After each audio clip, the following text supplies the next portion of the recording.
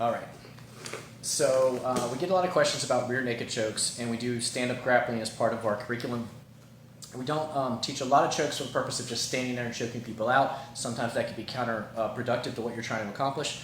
Maybe you want to disengage, but chokes can definitely subdue people and can also obviously incapacitate people in just a matter of seconds. So there are times you want to apply a choke, so we get lots of questions about it. So I'm going to show you 3 options of the rear naked choke. There's a setup that we typically do to get there, which is similar but maybe a little different on some of the things you do, and then once we get there I'll show you the 3 variations. So it starts from a single clinch or half clinch like this, and maybe she also might have one as well. So a lot of times if someone's going high on this side, you'll pop this and go under. A lot of people, most stand-up grappling wrestlers and jiu-jitsu guys know this, but you pop this up and duck under to this arm triangle position. But instead of staying here and just trying to choke the person out, we use this as a transition. So I'll pinch this for a second just to hold as a pinch point, and then I'll transition to the back like this. And when I spin around like that, hopefully you can see in this video, I've transitioned my one grip to the forearm like this, and the other grip is on the shoulder. So all of you, obviously, who know grappling know that it's all about grips. So this is a grip, and this is a grip. Now once I get here, now I've got my 3 options for variations of the rear naked choke if I want to use a choke to subdue the person or incapacitate them. So first one is I'm here, and the front of my forearm is directly across the front of her neck.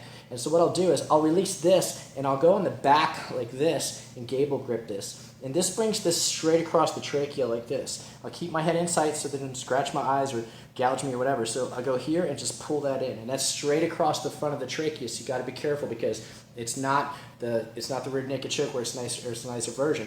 Now a lot of times when you're doing this, the person will turn their head into your elbow to escape that. And that's where you'll end up, now we can turn this way a little bit, that's where you'll end up in the true rear naked choke where their chin is in the crook of your elbow. What I like to do is from here, if I'm in this grip, is I'll just snake this like this, okay, behind. So now we can, when we squeeze this in, we squeeze in and drop forward, and that's your typical rear naked choke. So most people know those 2.